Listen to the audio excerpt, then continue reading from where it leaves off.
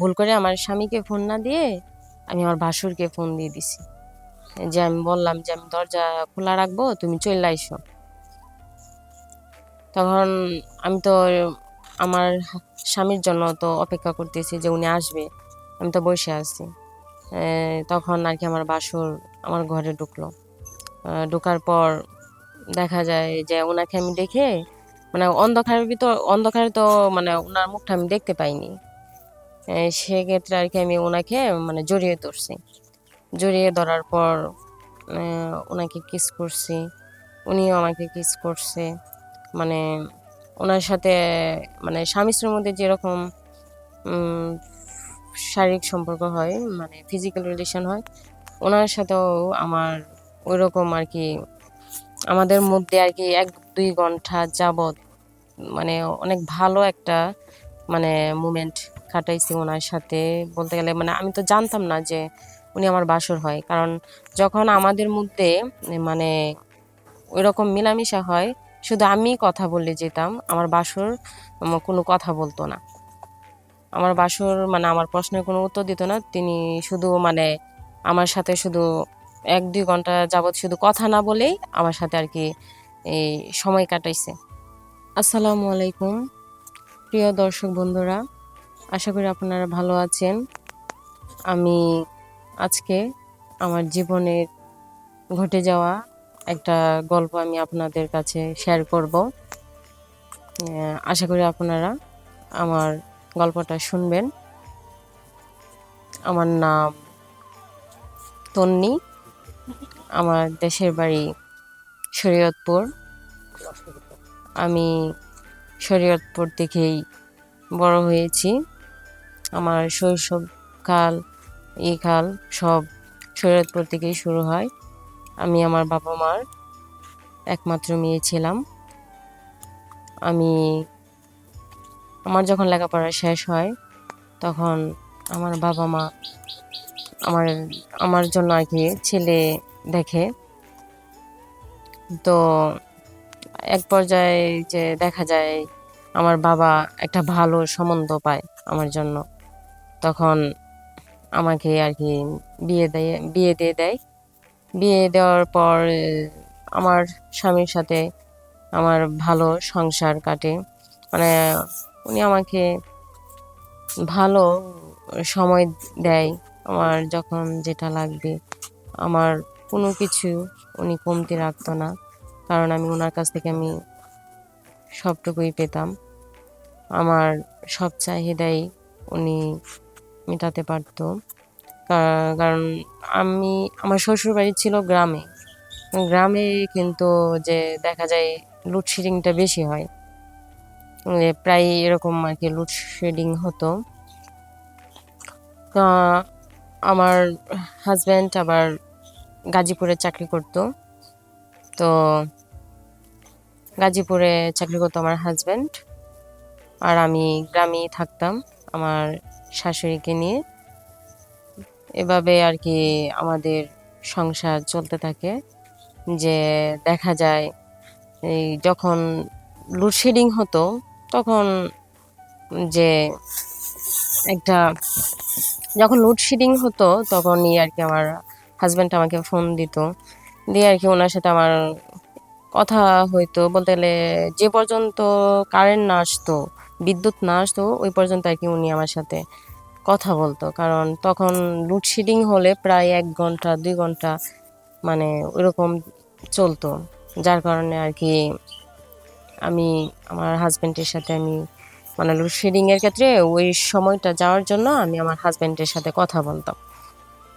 যে ওনার সাথে কথা বলতে বলতে দেখা যেত এক সময় যে না বিদ্যুৎ চলে আসছে, তখন আবার উনি আবার ফোন রেখে দিত। তে দেখা যায় যে উনি হঠাৎ আমাকে বলল যে আশা, হঠাৎ উনি আমাকে বলল যে দেখো তন্নি। হুম। হঠাৎ একদিন হঠাৎ একদিন আমার স্বামী আমাকে বলল যে তন্নি, দেখো আজকে আমি মানে আজকে বিকালে আর কি উনি আমাকে ফোন দিয়েছিল, দিয়ে বলতেছে যে তন্নি আমি আসবো রাত্রে, তুমি আমার জন্য রেডি হয়ে থেকো। তখন আমি তো খুব খুশি যে আমার হাজব্যান্ড আসবো। উম, ওই খুশিতে আর কি আমি অনেক সুন্দর, নিজেকে অনেক সুন্দরভাবে আর কি আহ, পরিপাটি করে আমি আর কি নিজেকে সাজুগুজু করে আমি আর কি বসে আছি আমার হাজব্যান্ডের জন্য। তো আমি আবার সন্ধ্যার পর ওনাকে আমি আবার ফোন দিই, দিয়ে আর কি বলি যে উনি কখন আসবে। তখন উনি আমাকে আবার বলল যে আমার আসতে দেরি হবে, তো তুমি আরো প্রায় 1 ঘন্টা যাবতের মতো ওয়েট করো। হাজবেন্ডকে আমি যখন ফোন দেই তখন উনি আমাকে বলল যে তন্নি দেখো, আমি তো এইমাত্র অফিস থেকে বের হয়েছি, আমার আসতে অনেক দেরি হবে। উনি যখন বলছে যে আসতে দেরি হবে, তখন আর কি আমি মানে আবার ওনার জন্য ওয়েট করে ঘরে বসে আছি। তে হঠাৎ আবার মানে হয়, লোডশেডিং হয়ে যায়। তো লোডশেডিং হয়েছে। তো লোডশেডিং এর ক্ষেত্রে দেখা যায় যে আমি আবার আমার হাজবেন্ডকে আমি ফোন দিই, আমার হাজবেন্ডকে ফোন দিই, দেওয়ার পর ওনাকে আমি বলি যে আর কত দূর, আর কতক্ষণ লাগবে। উনি তখন বলল যে হ্যাঁ, আরেকটু ওয়েট করো, আমি চলে আসবো, আর বেশিক্ষণ লাগবে না। তখন আমি আর কি বসে আছি, তখন আর কি লোডশেডিং হয়ে যায়। তখন আমি আবার ফোন আমার স্বামীকে ফোন দেওয়ার জন্য 20-25 মিনিট পর আমার ভালো লাগতেছে না, লোডশেডিং হয়ে গেছে। কারণ আমার তো অভ্যাস ছিল লোডশেডিং হলে আমি আমার স্বামীর সাথে প্রায় 1 ঘন্টা 1 ঘন্টা 2 ঘন্টা যাবত কথা কথা বলে আর কি সময়টা আমি পার করতাম। তা আমি আবার আর কি উম, আমার স্বামীকে ফোন দিতে গিয়ে ভুল করে আমি আমার বাসুরকে আর কি আমি ফোন দিয়ে দিই। দিয়ে আমি আর কি বলি যে দরজা খোলা রাখবো, তুমি চলে আইসো। সেক্ষেত্রে আমি তো দরজা খুলে আর কি শুয়ে আছি। তখন আর কি আমি তো ভাবছি যে আমার স্বামী আসছে। আহ, তখন আমার বাসুর আমার ঘরে ঢুকে আর কি আর আমি আর কি ওনাকে দেখে আমার স্বামী মনে করে আর কি তাকে আমি হাত জড়ায় ধরছি। যখন লোডশেডিং হয় তখন আমি আর কি ভুল করে আমার স্বামীকে ফোন না দিয়ে আমি আমার ভাসুরকে ফোন দিয়ে দিছি। যে আমি বললাম যে আমি দরজা খোলা রাখবো, তুমি চলে আইসো। তখন আমি তো আমার স্বামীর জন্য তো অপেক্ষা করতেছি যে উনি আসবে, আমি তো বসে আছি। তখন আর কি আমার বাসুর আমার ঘরে ঢুকলো। ঢোকার পর দেখা যায় যে ওনাকে আমি দেখে অন্ধকারে তো ওনার মুখটা আমি দেখতে পাইনি। সেক্ষেত্রে আর কি আমি ওনাকে জড়িয়ে ধরছি। জড়িয়ে ধরার পর ওনাকে কিস করছি, উনিও আমাকে কিস করছে।